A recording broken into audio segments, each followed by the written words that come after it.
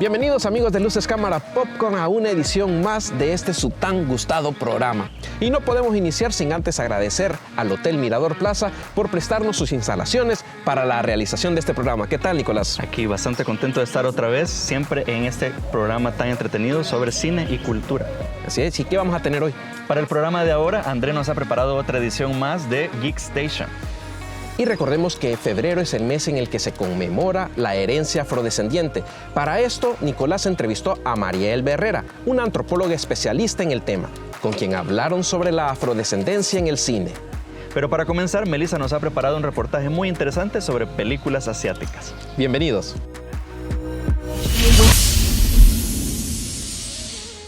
El cine es un medio global y la calidad no conoce de pasaportes. En cualquier país podemos encontrar una obra que nos deje maravillados. Además, también nos permitirá conocer aspectos sociales y culturales del país de donde provenga el film. La forma de hacer cine puede estar influenciada por la nacionalidad de los encargados, pero lo que es verdaderamente importante es que sea una buena historia que nos haga vibrar. Soy Melissa Paises y les doy la bienvenida. Y hoy, en Luces Cámara Popcorn, nos dimos a la tarea de repasar algunas de las obras maestras que en Japón y Corea del Sur le han dado la vuelta al mundo del cine. ¡Comencemos! La trilogía de la venganza. Simpatía por el señor Venganza de 2002, Oldboy de 2003 y Simpatía por la señorita Venganza de 2005 conforman la trilogía de la venganza de Park Chan-wook. Tres films que no están conectados argumentalmente, pero que comparten temática en torno al tema de la venganza. La forma en que se plantean los tópicos de las cintas es lo que da lugar a que se relacionen como parte de una sola trilogía. Cada una de ellas está escrita magistralmente y su dirección llega a potenciar cada uno de los relatos que nos cuenta. Personajes buscando vengarse de aquellos que tanto daño les han hecho, cada uno con sus propios planes, métodos y posibilidades. En estas tres obras vamos a encontrar giros inesperados, una cruda representación de la violencia y se profundizará en lo que es capaz de hacer una persona que solo desea vengarse de sus enemigos. 그녀 나이 20살이었다. 사람들은 이금자의 어린 나이와 잔인한 범의 수법, 뻔뻔할 정도의 천진함에 충격받았다. El viaje de Chihiro. Una pequeña niña mimada se ve sola y rodeada de toda clase de criaturas de fantasía. La niña deberá trabajar y colaborar con ellos para ir ganando su confianza con el objetivo de salvar a su familia y volver todos juntos a su mundo. Una película que representa muy bien las tradiciones niponas y plasma la belleza del país, mientras que acompañamos a Chihiro en un viaje que la marcará de por vida.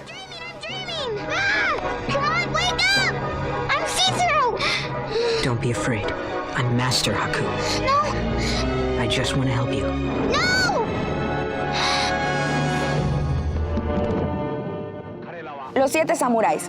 Uno de los grandes exponentes del cine asiático es Akira Kurosawa. Su obra fue rompedora y revolucionaria, y muy influyente. Uno de los trabajos más destacados lo encontramos en Los Siete Samuráis. Una aldea es azotada por un grupo de bandidos y por consejo de un anciano deciden contratar samuráis para que los protejan. El problema es que el único salario que pueden ofrecer es techo y comida. Eso dificulta encontrar a alguien que acepte el trabajo, hasta que finalmente aparece alguien, y poco a poco se van sumando más guerreros que aceptan la labor, pero no por la paga. Lo hacen por su propio honor y la valentía que caracteriza a estos espadachines. 7人の侍の中の代わりだね。の育ちの暴れん坊。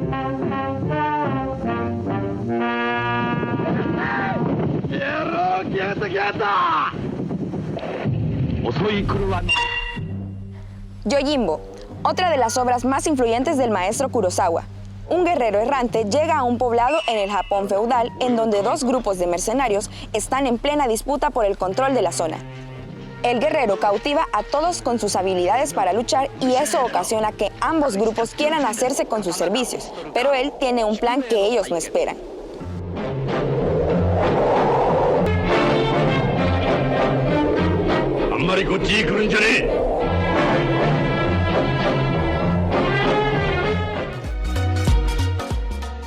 Antes de continuar, queremos invitarlos a que se suscriban a nuestro canal de YouTube para más contenido. Activen la campanita y de paso les invitamos a que nos sigan en nuestras redes sociales en Facebook, Twitter e Instagram. La tumba de las luciérnagas. Una pareja de hermanos que está lidiando con los estragos de la guerra en Japón pierden a su madre durante un bombardeo. Se mudan a vivir con unos parientes que no pueden cuidarlos y deciden emprender una aventura juntos donde solamente dependen el uno del otro para sobrevivir. Un precioso relato fraternal que nos va a conmover más y más.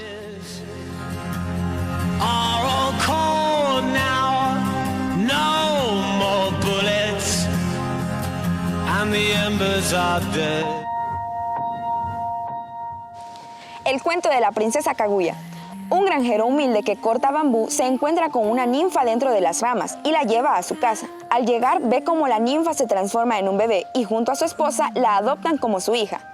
Inspirada en el popular cuento japonés El cortador de bambú y una de las grandes películas que el estudio Ghibli nos ha dejado.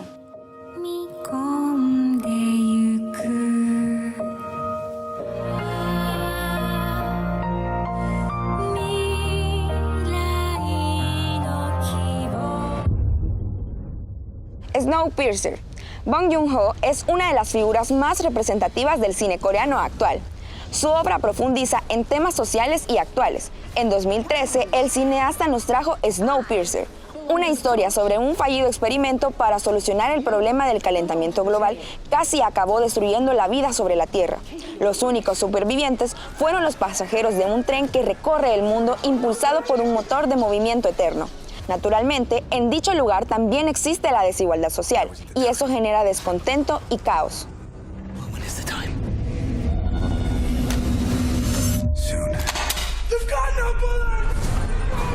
All past revolutions have failed because they couldn't take the engine. What you say?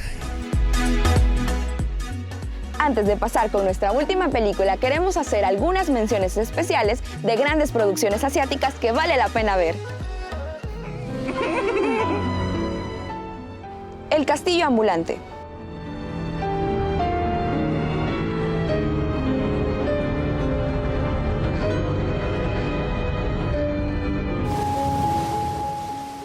Crónica de un asesino en serie. 내 손은 기억한다 습관처럼 살인을. Tren a Busan.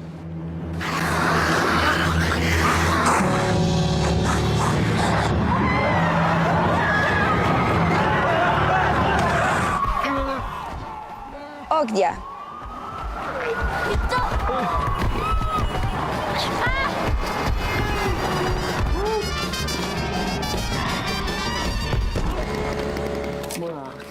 Parásitos. La película que le dio un Oscar a Bong Joon-ho funciona como una crítica social y como un retrato de la sociedad en la que vivimos. Las situaciones de desigualdad que se nos muestran ocurren prácticamente en todo el mundo.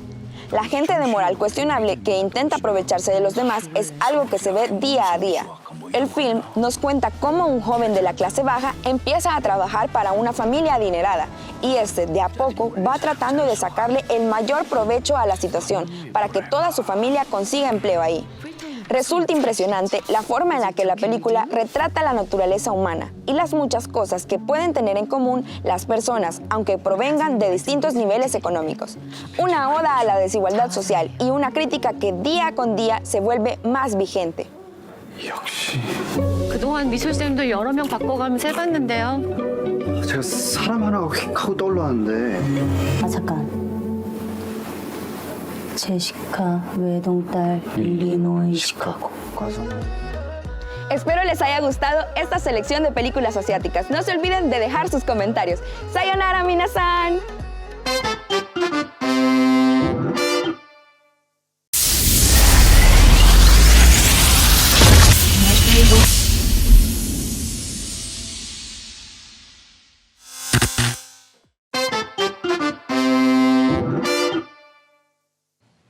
Gracias por seguir con nosotros en Luces, Cámara, Popcorn. A continuación, André nos presenta un reportaje especial en su sección Geek Station, donde nos hablará sobre actores que han aparecido en juegos de video.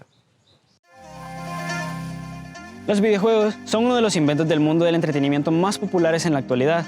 Tanto es el alcance que poseen que en todo el mundo hay consolas de videojuegos de diversas marcas para todos los gustos. Y no es de extrañarse que las empresas desarrolladoras de videojuegos busquen formas de potenciar sus consolas, sus historias y en especial sus ventas, buscando estrategias de marketing para complacer el gusto de los jugadores. Una de las estrategias para traer el hype al fandom de las diversas sagas es el incluir a actores reconocidos. Una de las mejoras que han tenido los videojuegos con el paso del tiempo es su calidad visual y gráfica, y sumándole el uso de historias sorprendentes que se pudieran plasmar fácilmente en la gran pantalla, esto da la pauta de que actores y actrices acepten y puedan desafiarse de una manera diferente y darle ese toque único que atrae a masas de jugadores nuevos y algunos veteranos. El día de hoy en Geek Station les traigo un pequeño recuento de actores que se probaron en el mundo de los videojuegos. Así que sin más preámbulo, enciendan sus consolas, tomen sus controles, que aquí comenzamos.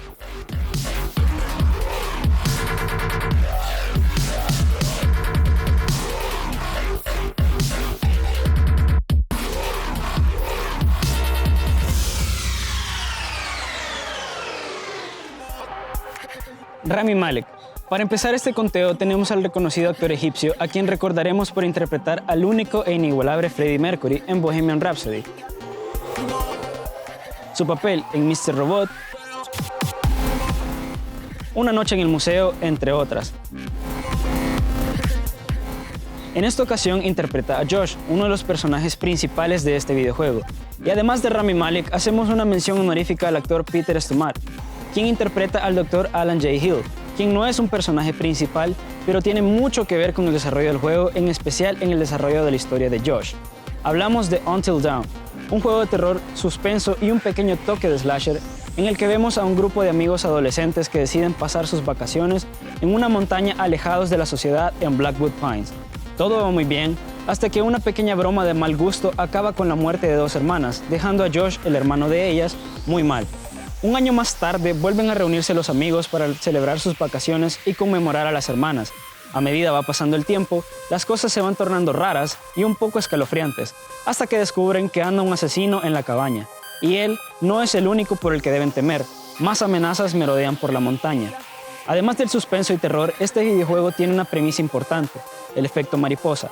Cada elección que tomes tendrá un impacto en la historia. Tiene diversos finales y cada paso que des o cada duda que tengas puede determinar quién vive y quién muere.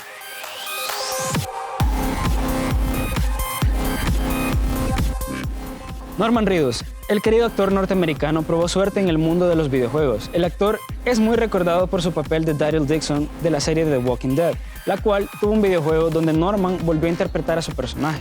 Además de eso, tuvo la suerte de haber sido dirigido por uno de los más grandes genios de la industria, Hideo Kojima. Norman fue casteado para dos proyectos de Hideo.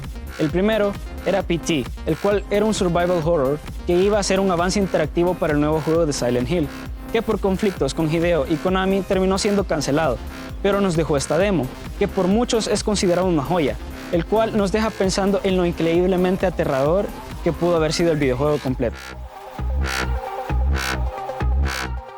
En este videojuego, Norman es el personaje principal, el cual despierta en una habitación desconocida después de abrir la puerta. Descubre un corredor embrujado, el cual solo puede caminar en forma de L. Cuando termina y abre la puerta, vuelve a la misma habitación en la que comenzó la primera vez que lo atraviesa. Suena una radio en la que dan la noticia sobre un crimen familiar que ocurrió en dicha casa, en el cual el asesino era el padre de familia. Y luego menciona dos casos exactamente igual. Como un círculo vicioso, cada vez que va avanzando, las cosas van cambiando. Encuentra gotas de sangre, se escuchan llantos de un niño y apariciones de un ente femenino que se aparece cada vez más y cada vez más violenta. Para salir, se debe completar una serie de acertijos y rompecabezas escondidos.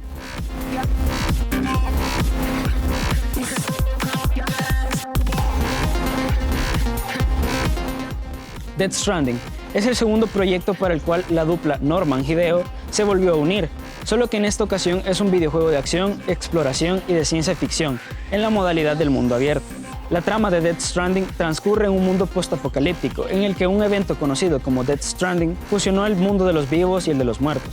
En este mundo distópico, Sam Porter Bridge, un repartidor de suministros, deberá cruzar Estados Unidos de este a oeste para reconectar el país con la red Chiral, una red que utiliza las playas para enviar grandes cantidades de información al instante y así poder evitar la extinción de la humanidad.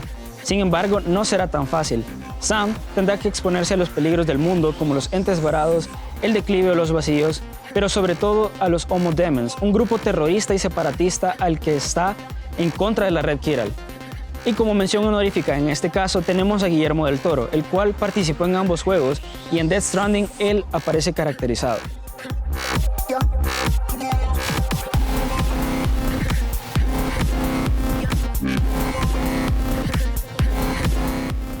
Kevin Spacey, el polémico y ahora olvidado actor estadounidense Kevin Spacey, tuvo su oportunidad en el mundo de los videojuegos. Antes de sus escándalos y polémicas, cuando el actor estaba en el tope y tenía bastante reconocimiento, pudo unirse a una de las franquicias más populares de los últimos años, Call of Duty, en la cual Kevin logró hacerse con el papel antagónico, siendo uno de los villanos a vencer en la entrega de Call of Duty Advanced Warfare, donde se muestra el conocido actor como jefe de una corporación militar, dispuesta a tomar el control de Estados Unidos y el resto del planeta por la fuerza, contando con la ayuda de soldados con trajes especiales, sofisticado armamento y otros dispositivos dignos. La trama del videojuego se da en los años 2054-2061, con un toque de guerra futurista que nos puede hacer recordar un poco a la película Elysium.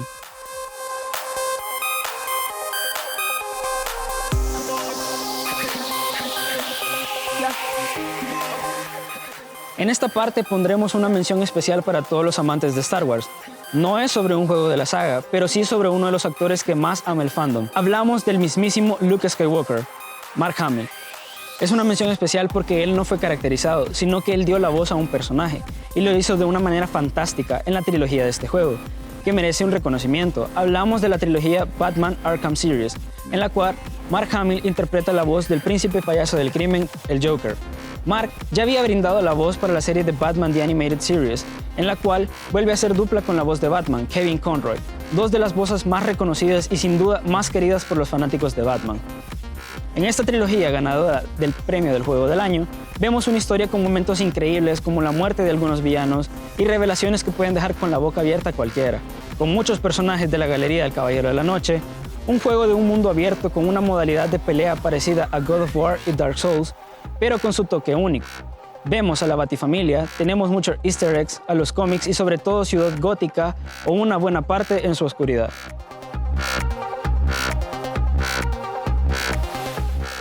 Keanu Reeves, uno de los actores más queridos en el mundo y uno de los más carismáticos, reconocidos por muchísimos papeles, pero en la actualidad recordado por Constantine, Matrix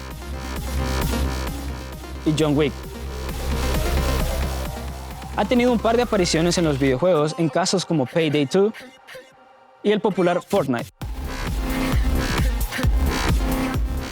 Pero del que les hablaremos el día de hoy es el que más revuelo causó desde su anuncio, Cyberpunk 2077. Sin contar la polémica por el adelanto y los bugs, es uno de los llamados a ser el futuro de los videojuegos. El juego sigue la historia de V, un arma mercenaria de Night City, la metrópolis más violenta y peligrosa del futuro controlado por corporaciones. Una completa creación del personaje permitirá a los jugadores elegir el género de V, su apariencia visual, su clase, así como su pasado. Todo dará forma al juego con docenas de horas de historia principal y muchas más actividades adicionales. Siempre hay algo que ver y hacer en Night City. Los jugadores experimentarán todo a través de los ojos de V, con un sistema de diálogo interactivo que les permitirá una mayor inmersión narrativa. Tus elecciones tienen consecuencias. Mientras avanzas por las calles de Night City y los enormes rascacielos, los jugadores deberán tomar complicadas decisiones de lo que seguirán a lo largo de todo el juego.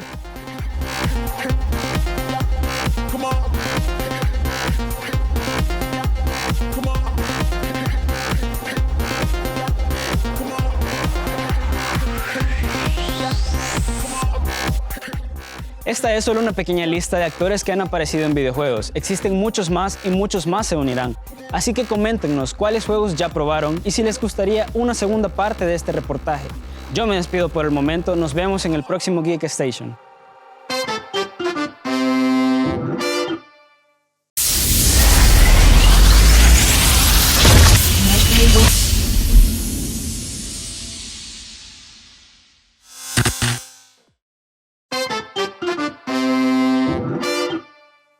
Continuamos con más de Luces, Cámara, Popcorn y hoy nos trasladamos a Los Ilustres Café Cultural y Bistro, donde Nicolás entrevistó a Marielba Herrera, una afrodescendiente y antropóloga con quien tocaron el tema de los afrodescendientes en el cine.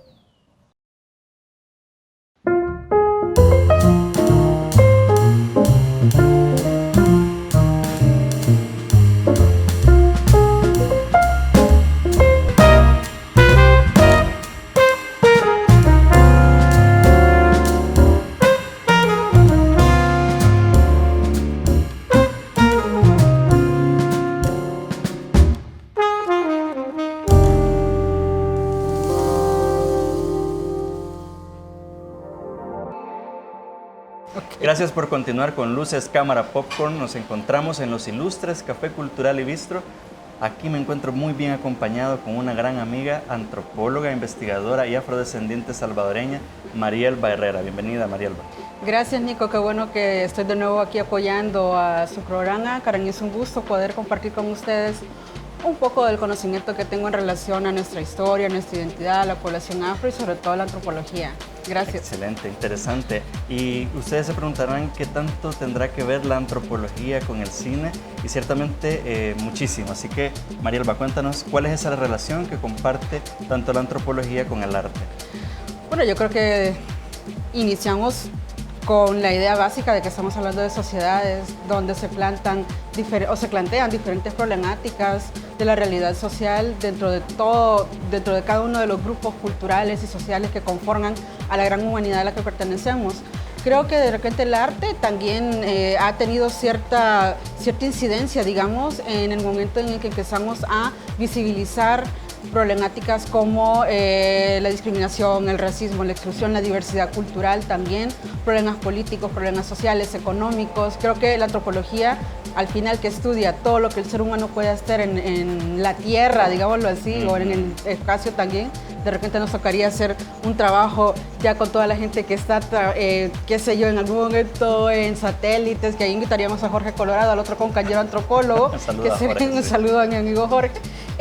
Creo que nos permite precisamente identificar toda esta diversidad poblacional, étnica y todas las problemáticas que existen en relación a las conformaciones de las sociedades, y que el cine y los documentales perfectamente lo plantean.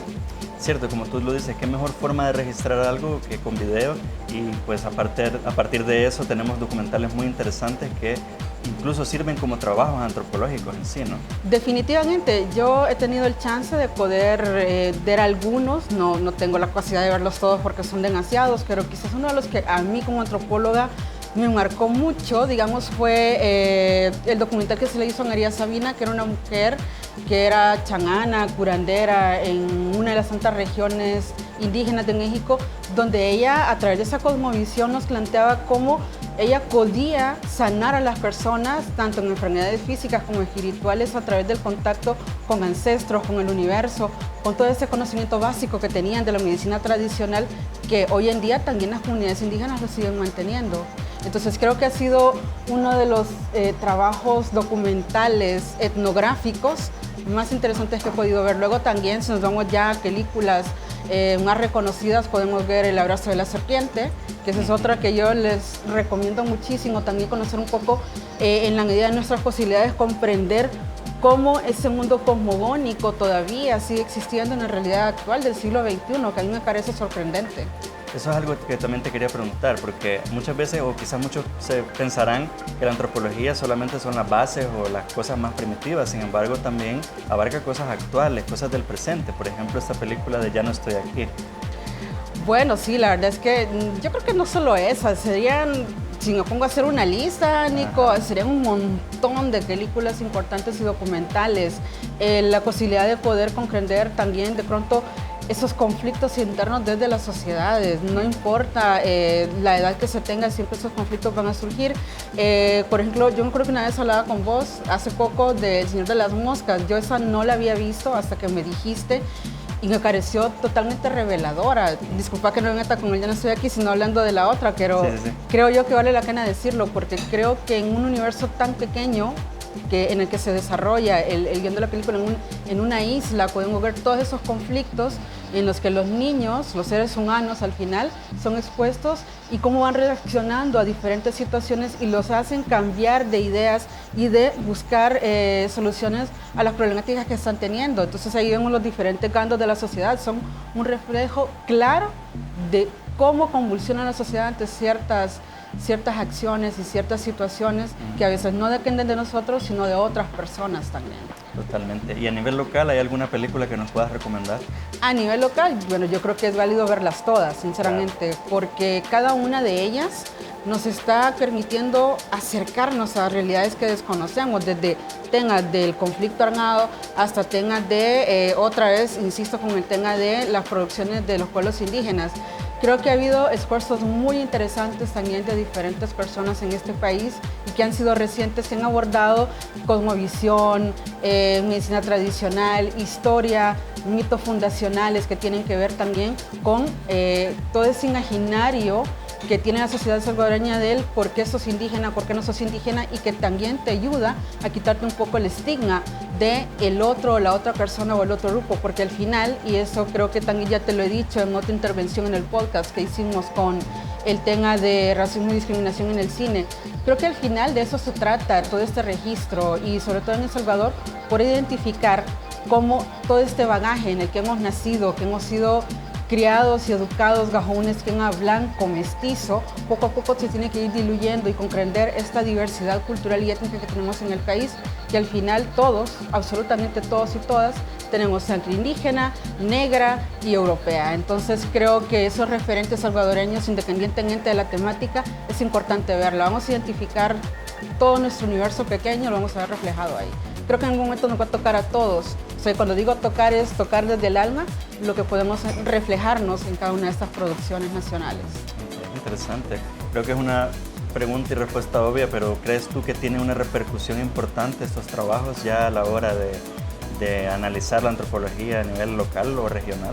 Definitivamente, mira, he tenido el chance de poder hablar con otro muy buen amigo guatemalteco, que él también es cineasta y es historiador, y con él en los últimos meses, ahora en tiempos de pandemia, nos hemos dado la tarea de compartir documentales sobre todo la temática negra en Centroamérica para poder comprender cada una de las poblaciones y cómo se reconfiguran a ellas mismas y cómo también a través de este registro documental o registro desde el cine que llega a las grandes pantallas, podemos reivindicar a cada uno de los pueblos, y al hacer eso también nos estamos reivindicando nosotros como seres humanos dentro de un gran colectivo social. Ok, interesante. Tu especialidad es la afrodescendencia.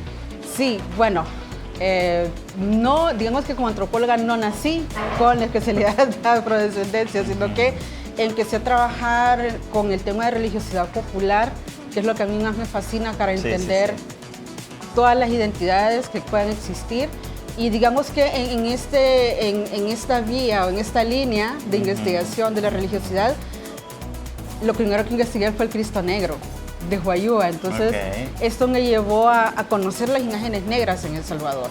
Y luego, con el tiempo que ya empiezo a identificar el tema afro en relación a la investigación y empiezo yo a autodeterminarme afrodescendiente, empiezo a comprender que tienen que haber muchas más imágenes negras en El Salvador y cómo las sociedades adaptaron y reinterpretaron a estas imágenes en relación a la sociedad que las había acogido en su territorio. Interesantísimo, ¿sabes? Porque a partir de esto, pues se ha logrado establecer, o he logrado establecer, algunas diferencias en relación a los Cristos negros en El Salvador. Todo el mundo asocia al Señor de Esquipulas en Guatemala, que es un culto más mesoamericano indígena. Sin embargo, aventurándome un montón a esto también y al tema afrodescendiente, pues caí en cuenta que habían otros Cristos negros que no eran el Señor de Esquipulas y que correspondían a poblaciones negras en El Salvador. Interesante. Hablando de eso también de religiosidad popular, creo que también es algo que ha motivado bastante la producción salvadoreña, por ejemplo, de Noé Valladares o Alejandro Coto, que es algo que está muy presente también en sus obras. Sí, lo que pasa es que, como te digo, la religiosidad popular es la expresión latente de cómo cada persona dentro de un territorio particular ha plasmado su identidad, cómo ha construido su identidad, cómo ha plasmado su cosmovisión y cómo suple necesidades importantes. Por ejemplo, y no voy a hablar de imágenes negras en este caso, hace años me tocó investigar a un santo patrono popular de Izalco, que todos en el imaginario colectivo en El Salvador reconocen Izalco como un lugar de los brujos. En realidad creo que es como muy peyorativo que la gente lo vea de esa manera. Pero dejando esta discusión de lado, lo interesante dentro de la investigación fue que este santo patrono popular tenía una dualidad que parte de una cosmovisión mesoamericana. Si sabemos que tenemos dentro de este universo, digámoslo así, en el lenguaje cristiano, lo bueno, lo malo, el cielo y el infierno. Entonces, dentro de la cosmovisión mesoamericana no tenés ni malo ni bueno, sino simplemente algo positivo y algo negativo que se da dentro de una situación. En ese sentido, el culto a Macreo Conizales en Izalco fue revelador porque nos presentaba a dos personajes con el mismo nombre, pero uno enfocado a los trabajos de sanidad física y espiritual en el mundo indígena y otro que tenía que ver con suplir necesidades hasta cierto punto egoístas del mundo ladino. Entonces tenés esa dualidad, tenés ese conflicto, porque al final está representando en actualidad el conflicto entre la otredad, el ladino y el indígena, o el que ni siquiera es ladino ni indígena, que va a corresponder a otro grupo, pero que al final todos, absolutamente todos, van a llegar al mismo punto y van a tener las mismas necesidades y van a tener diferentes maneras de poder solucionarlas a nivel físico y espiritual. Ok, interesante. Vamos a una pequeña pausa. Estoy aquí con mi amiga Mariel Berrera, quien es antropóloga, investigadora y afrodescendiente. Así que no nos cambie, regresamos con más después del corte.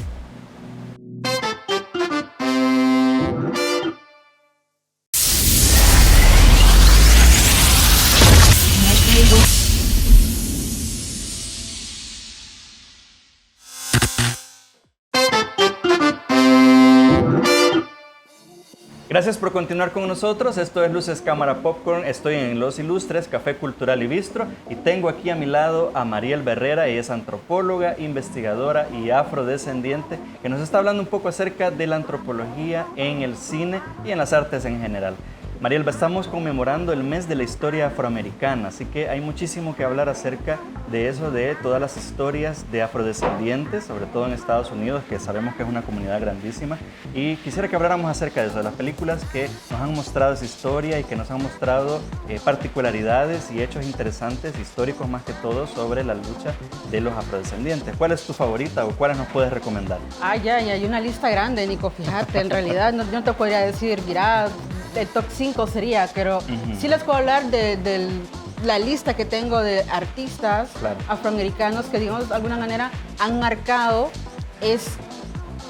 esta narrativa histórica dentro del cine. Por ejemplo, inolvidable, yo te lo comentaba hace unos días, el trabajo de Denzel Washington en la película Malcolm X, donde presenta la realidad y la historia y la biografía de este gran personaje que en algún momento se vio, no digo dentro de la cultura afroamericana, sino los que estamos afuera y que conocemos un poco de esto, que de alguna manera va a invisibilizarse por la figura de Martin Luther King. Entonces es muy interesante porque por un lado tenés la visión de una persona radical que crece dentro de un entorno religioso musulmán y la visión que él tenía en aquel contexto de Harlem, y luego tenemos a un Martin Luther King que va a tener una realidad similar, pero que va a tener una visión muy pacifista, contraria a la que tenía Malcolm X, que era muy reaccionario.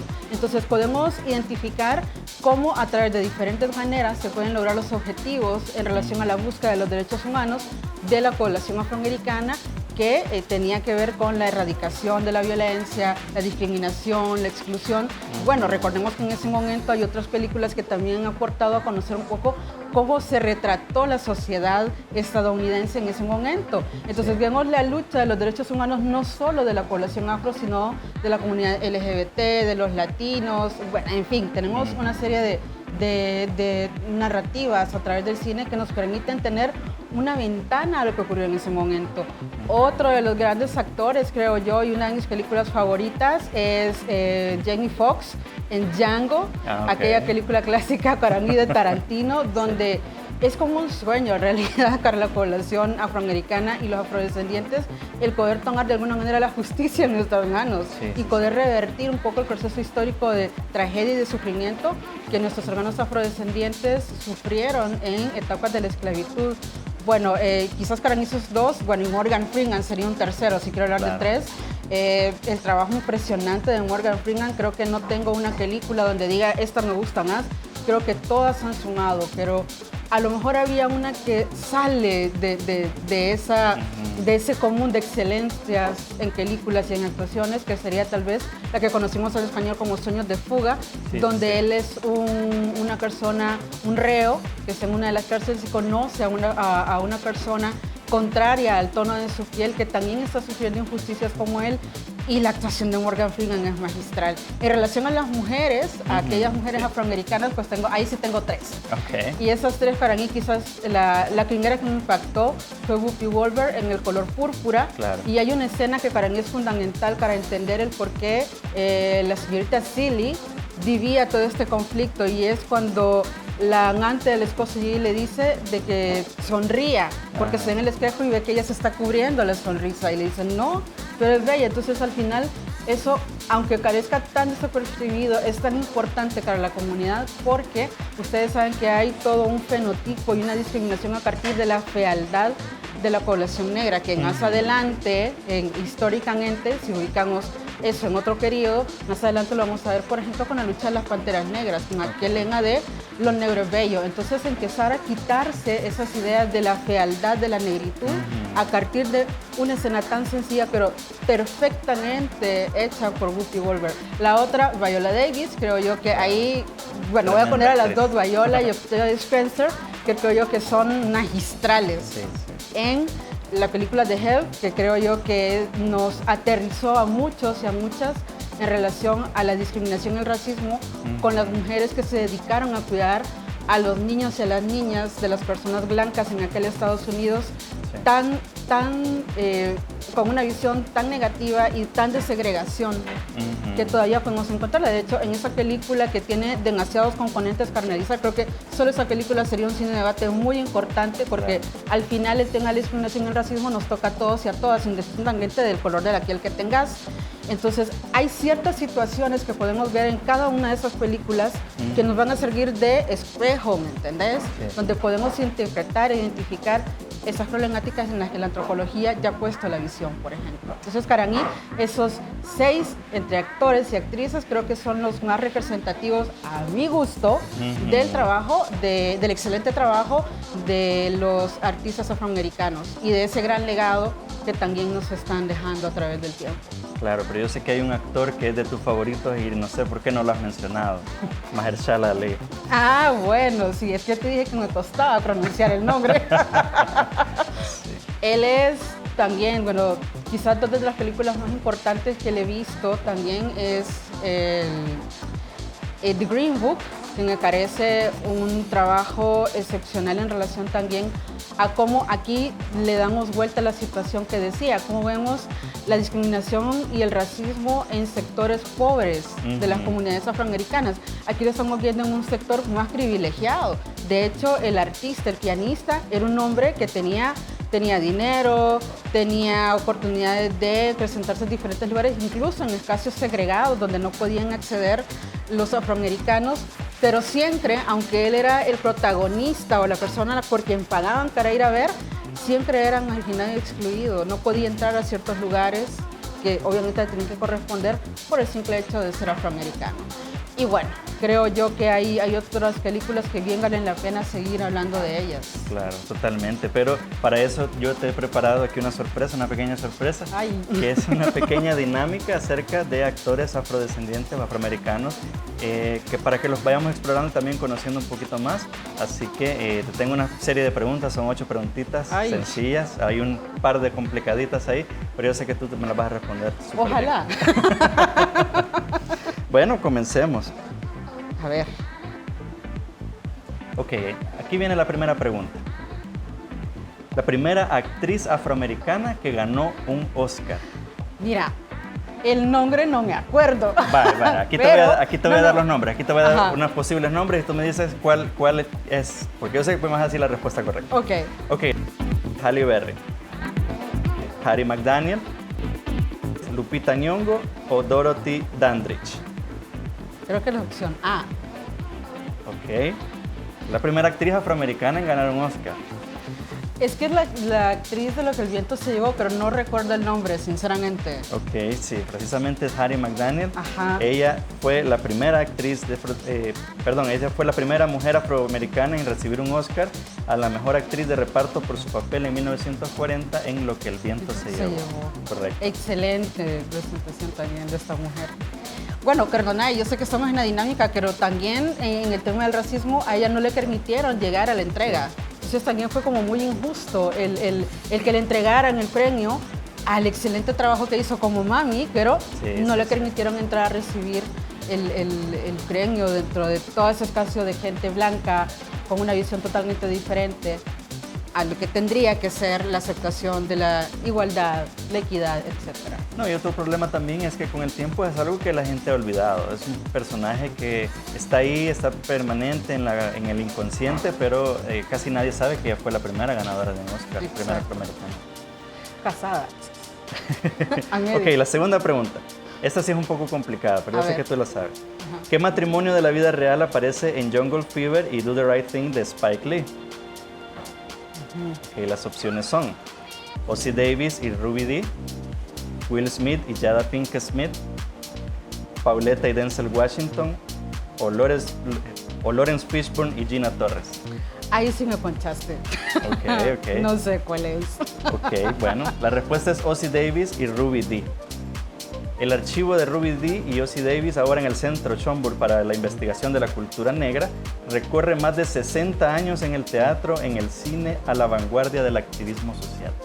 Así que Spike Lee supo escoger bien sus actores, sobre todo ellos, porque son representativos de este activismo social afroamericano. Bueno, pero es que el trabajo de Spike Lee siempre va a ser así en relación al activismo. De hecho, para mí es una propuesta interesante, un cine muy activista, y él lo refleja mejor que nadie, creo, en diferentes trabajos que le hemos podido ver, y me quedo siempre con mi favorito, Malcolm X, que para mí es el top de esta representación del activismo afroamericano. Ok, excelente. Siguiente pregunta. Oprah Winfrey es conocida por sus papeles en películas basadas en libros. ¿Qué película no se basó en un libro? Las opciones son Precious, Selma, Un viaje en el tiempo o Las mujeres de Brewster Place. Creo que es Selma. Ok, segura. Creo. Respuesta definitiva. Respuesta definitiva, si no, estoy aprendiendo. Totalmente. La película Selma de 2014 se basó en un evento histórico en Selma, Alabama. Exacto, es la marcha pacífica donde muchas personas acompañan a Martin Luther King por el derecho al voto.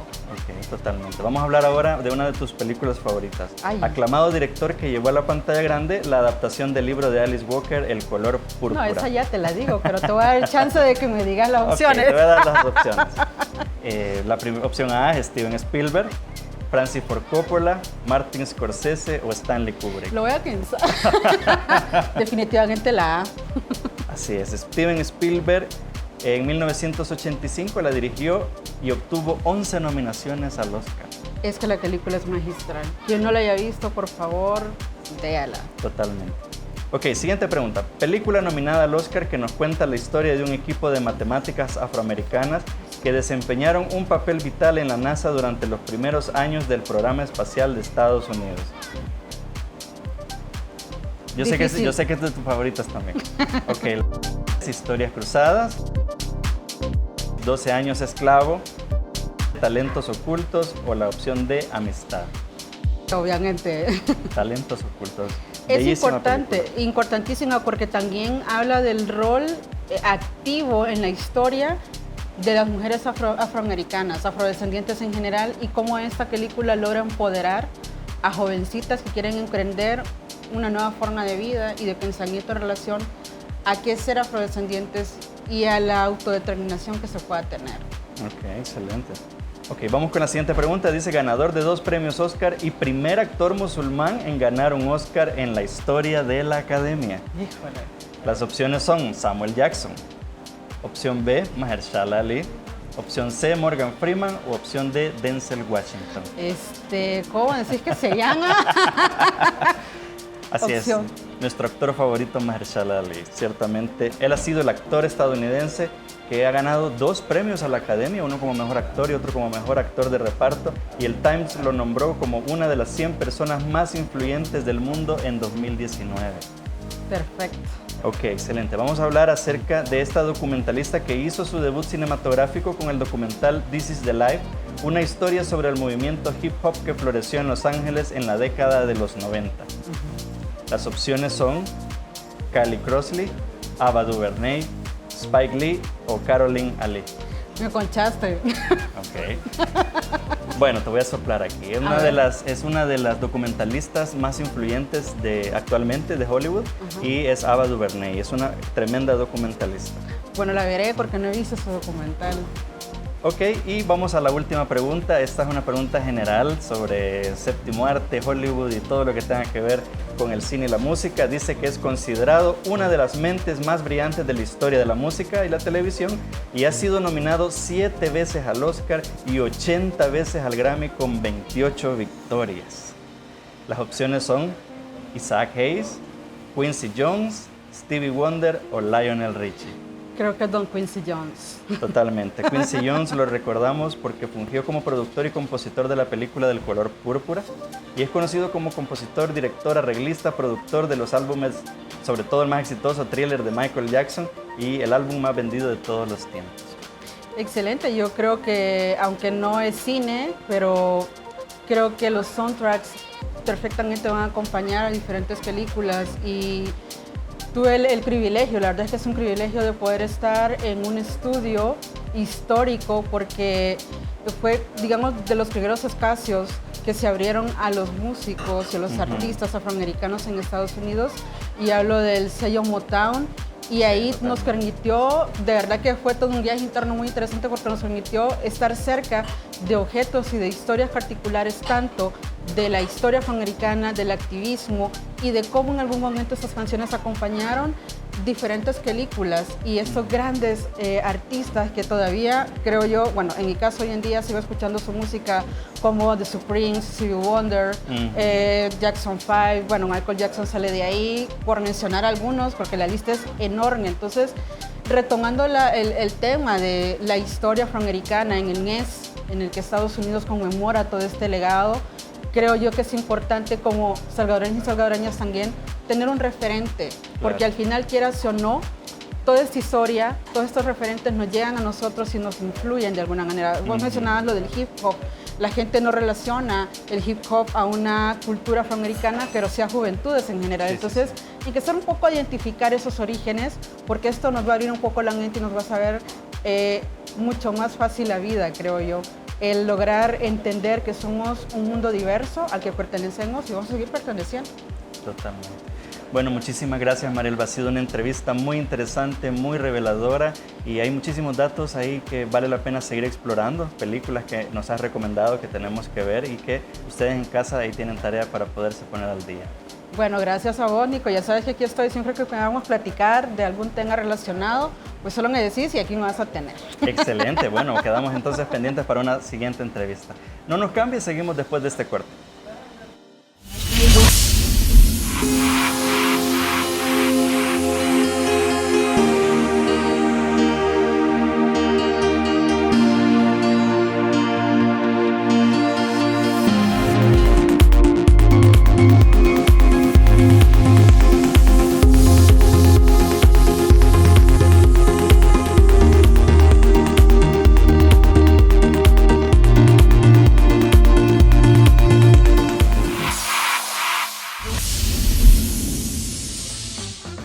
Interesante la entrevista que tuvimos con Marielba, realmente desconocí el activismo afrodescendiente en el cine.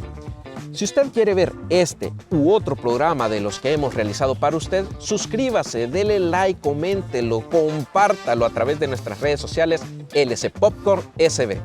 Agradecemos también a Hotel Mirador Plaza por habernos prestado sus bellísimas instalaciones para poderle llevar este programa. Así que no nos queda nada más que agradecer su sintonía y nos volveremos a ver en la próxima edición.